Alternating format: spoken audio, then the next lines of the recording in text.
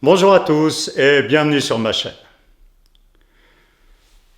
Tout autour de nous, et encore davantage si on regarde les actualités à la télévision ou sur Internet, ça n'arrête pas. Des marques d'irrespect, des marques d'agressivité, de la violence qui se banalise, des plus jeunes qui ont un couteau, qui agressent leur professeur, etc. C'est un réel problème. Et à ce problème, eh bien, on cherche des solutions, et c'est pas facile. Donc, ce que je voudrais montrer dans cette vidéo, c'est un autre type de solution, même si je ne prétends pas avoir la réponse ultime, que celles qui sont proposées habituellement.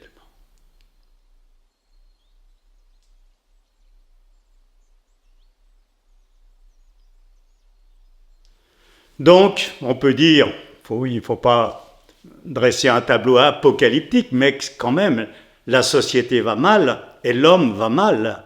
On a l'impression qu'il est plus guidé que par son intérêt personnel, c'est chacun pour soi, tout le monde a raison, du mépris, il n'y a qu'à regarder les réseaux sociaux, la tonalité d'agressivité, de mépris. J'ai raison, tu as tort, la violence qui s'ensuit évidemment, au niveau individuel, au niveau collectif. Ça va mal, sans être pessimiste et peindre les choses en noir, objectivement, j'allais dire, c'est pas terrible. Alors, eh bien, on cherche des solutions, déjà au niveau social, parce que s'il y a des violences collectives, des choses comme ça, des destructions, dans un premier temps, il faut parer au plus pressé. C'est sûr qu'il y a donc, après ça peut être utilisé par tel parti politique ou tel autre, ça c'est une autre histoire, mais il y a des choses qu'on ne peut pas laisser faire, donc on est obligé d'arrêter, d'une manière plus ou moins coercitive, mais sans en abuser non plus. Voilà, donc ça c'est un premier niveau, c'est-à-dire c'est d'urgence pour parer au plus pressé dans des situations où il faut faire quelque chose. On ne peut pas laisser les choses, voilà. Et puis on cherche à traiter le problème plus à la racine, donc on parle d'éducation. Il est question de donner des cours de civisme, de réintroduire les cours de morale à l'école, etc., etc. Et puis, à un niveau plus individuel, certaines personnes cherchent effectivement à retrouver des valeurs. Donc, on adhérant à une philosophie, on adhérant à une religion en général différente de celle qui était celle de leur enfance. On a été élevé dans le christianisme, ce qui est souvent le cas dans nos régions, et on va se tourner vers le bouddhisme. Bref, une recherche individuelle de base. L'approche que je vais proposer est radicalement différente. Il ne s'agit pas en effet de rajouter quelque chose, d'apprendre quelque chose, d'introduire quelque chose en soi, soit une morale, une philosophie, des valeurs qu'on va appliquer, mais de retrouver des valeurs qui sont au fond de nous. J'allais dire qui appartiennent au fond de notre humanité. Donc, ils ne sont pas des valeurs que l'on va apprendre, que l'on va adopter, elles sont là, au fond de nous, et on ne le sait même pas. Mais ces valeurs, et ça, comme toujours dans les vidéos, je dis, je ne parle que de choses que j'ai vécues moi-même et que j'ai vues, qui ont été vérifiées par d'autres, sinon j'en parle pas. Donc, ces valeurs, on peut les découvrir dans les deux sens du terme, c'est-à-dire enlever ce qui les recouvre, et du coup, les découvrir, les voir pour la première fois. Comment ? Eh bien, j'en ai déjà parlé dans une vidéo qui s'intitule « Quand le corps libère l'esprit de ses problèmes et du reste », où j'expliquais que suite à une pratique corporelle qui va dénouer des nœuds qui se sont installés dans le corps et qui sont le produit de choses qui n'ont pas été exprimées, de blocage au niveau physique et au niveau psychique, tout ce qui n'a pas pu s'exprimer ou qui a été mal vécu laisse son empreinte dans l'inconscient et dans le corps. Et cette pratique donc qui est basée sur des réactions involontaires du corps, je vous renvoie à la vidéo pour plus de précision, va procéder petit à petit, le corps se réactive, le psychisme profond se réactive. Qu'est-ce qu'ils font ? Ils évacuent ce qui n'est pas eux-mêmes, comme le corps évacue un corps étranger. que ce soit un organe greffé ou une épine. Du coup, petit à petit, bien entendu, ils vont faire remonter à la surface toutes ces mémoires, tous ces conditionnements familiaux, socioculturels, toutes les marques de notre passé, et petit à petit, encore une fois, les évacuer. Un grand nettoyage intérieur. J'explique dans la vidéo que, du coup, on découvre sa vraie nature. Des choses qu'on prenait pour son caractère, eh bien non, c'est des choses qui avaient été rajoutées. Et pour le sujet d'aujourd'hui, petit à petit, et à sa grande surprise, et c'est ça qui est important à mon avis, je vais expliquer pourquoi, on découvre effectivement dans la manière dont on ressent les choses ou dont on réagit, qu'il y a des valeurs qui changent complètement notre façon de voir et notre façon de réagir spontanément, j'entends bien. Encore une fois, il ne s'agit pas, on n'a pas adopté des valeurs, donc, ou une philosophie qu'on applique, etc. Pas du tout. On n'a pas non plus conditionné notre esprit. Il y a des techniques très sophistiquées, notamment des techniques de méditation ciblée chez les bouddhistes tibétains, où on introduit, où on développe volontairement certaines parties du cerveau, comme l'aire de la compassion, etc. Là, rien du tout.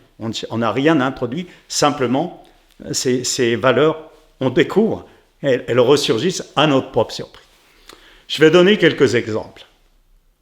On peut découvrir, par exemple, ce que c'est que la compassion naturelle. Alors ça, c'est un mot qu'on a déjà entendu, ça fait partie notamment de la philosophie bouddhiste, c'est un des piliers, ça fait partie aussi de la religion chrétienne. Ils n'appellent pas compassion, ils appellent charité, la charité chrétienne. On trouve ça dans presque toutes les religions.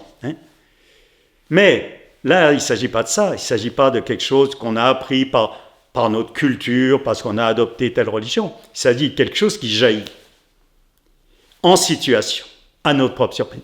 Un exemple que j'ai connu personnellement, et ça m'a fait bizarre, jamais j'aurais connu ça avant de faire ce travail de nettoyage intérieur. Je vois un SDF dans une ville pas loin de chez moi. Il avait plu, donc tout était trempé. J'ai ressenti l'humidité sur son corps. Alors on peut dire, il se raconte des histoires, il se fait des films. Peut-être. J'essaye de ne pas m'en faire, justement de bien savoir qu'on peut toujours se raconter.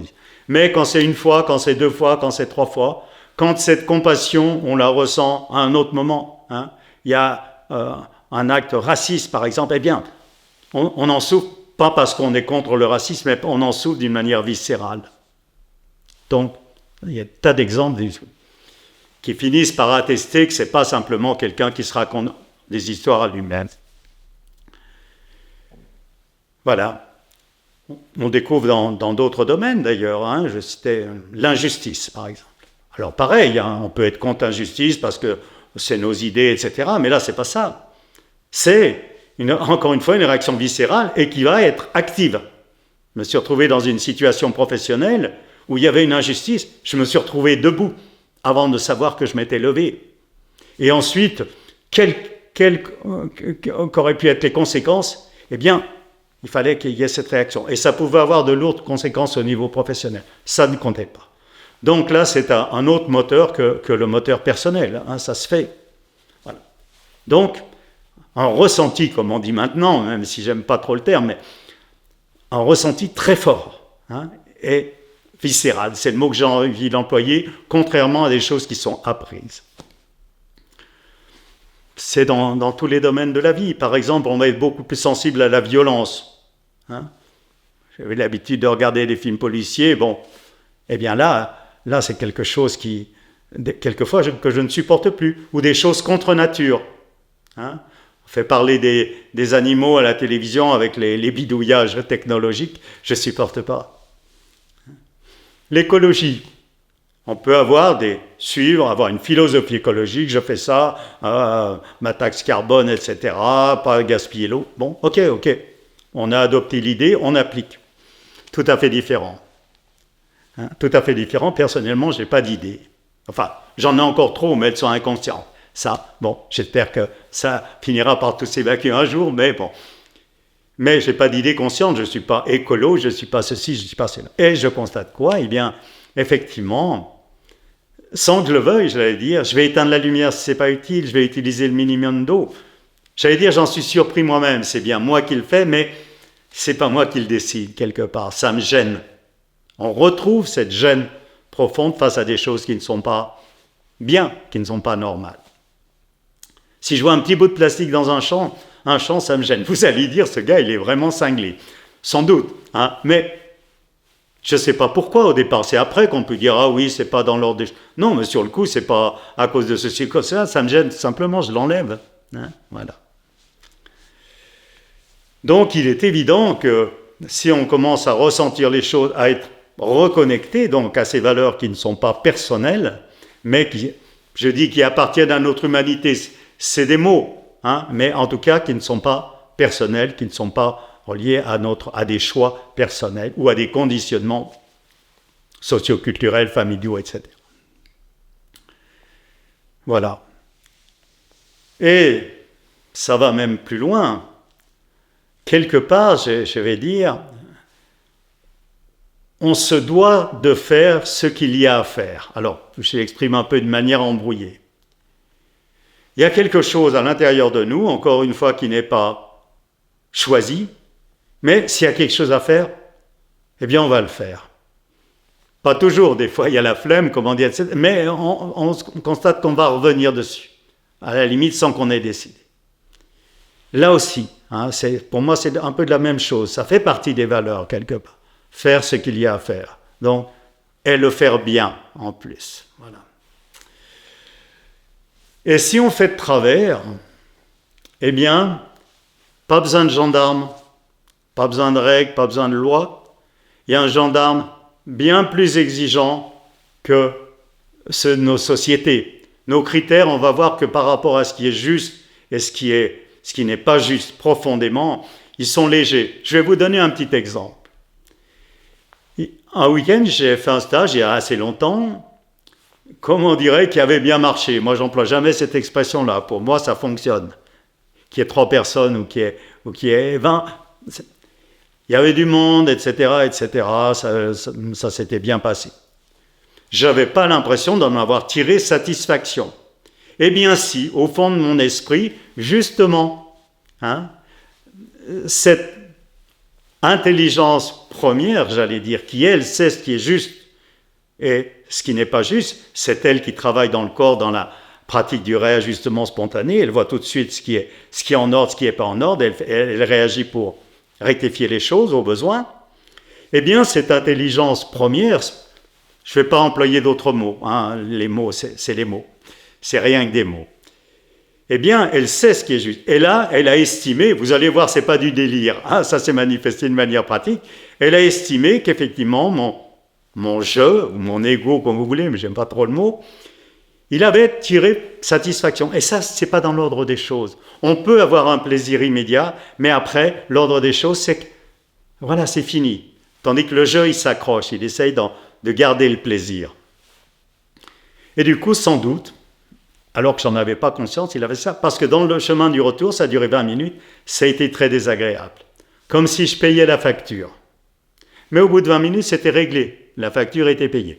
C'est ce que j'appelle la conscience, qui n'a rien à voir avec ce qu'on entend par là. Parce que les consciences, même dans les religions, c'est quelque chose d'humain. C'est-à-dire, c'est des règles. Tu n'appliques pas les règles, on t'a dit ça c'est bien, ça c'est mal, et tu culpabilises. Je l'ai connu, je dis tu, mais je pourrais dire j'ai, puisque j'ai été élevé dans la religion chrétienne. Donc, eh bien, on culpabilise, du coup, dans la religion chrétienne, on va se confesser. Ce qui est une bonne chose au niveau thérapeutique, ça permet de sortir les choses. Là, c'est absolument pas ça. C'est absolument pas une culpabilité, puisqu'on n'a pas de règles fixées. On ne sait même pas que ce qu'on a fait, c'était pas tout à fait juste. Voilà ce que je voulais dire pour finir. Donc, il est évident que le comportement, eh bien, il y a des tas de choses qu'on ne fera plus. Hein.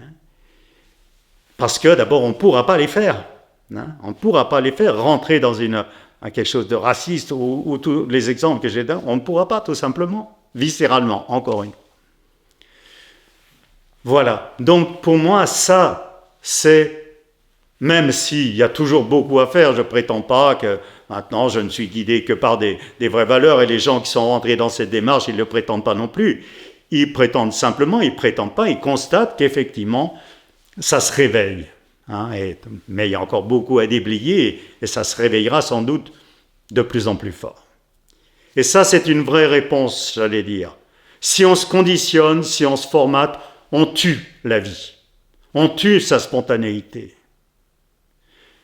Et ça, ça peut amener, j'allais dire, un soulagement à court terme. Quelqu'un qui est dépressif, il utilise une technique de distanciation, etc. Bon, ça le soulage. Ou bien d'utiliser des valeurs, et bien ça ira moins mal dans la société. Hein, voilà. Donc ça, c'est des solutions à court terme. Ou bien prendre un médicament parce qu'il y a danger tout de suite. Eh bien oui, c'est du secourisme. Eh bien les règles, c'est du secourisme face à une situation dégradée. Mais ça, c'est un traitement de fond. Voilà. Après, c'est individuel, vous allez me dire, c'est pas ça qui va changer la société. Il n'y a pas d'autre changement sérieux, réel possible. Sinon, c'est ce que j'ai signalé tout à l'heure, c'est des garde-fous, c'est pas des changements. Voilà.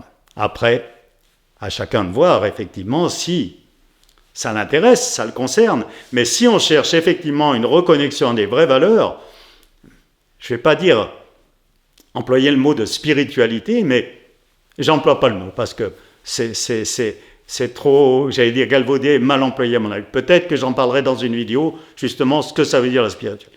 Eh bien, pour moi, c'est le raccordement naturel, spontané, à ces valeurs qui sont en nous, ces valeurs qui appartiennent à notre humanité la plus profonde. Voilà. Donc, une piste, une approche complètement différente de tous ces problèmes qu'on peut connaître dans notre vie, face à l'agressivité, etc., ou face à notre propre agressivité et au niveau social. J'espère avoir été suffisamment clair. Si vous avez besoin d'éclaircissements, des questions, des commentaires, vous les placez en dessous. J'y répondrai si je peux. Plus de détails toujours dans mon livre, donc référence dans la présentation de la chaîne. Et comme d'habitude, j'ai envie de dire, je vous souhaite une bonne journée ou une bonne soirée. Et je vous donne rendez-vous peut-être une autre fois pour une autre vidéo.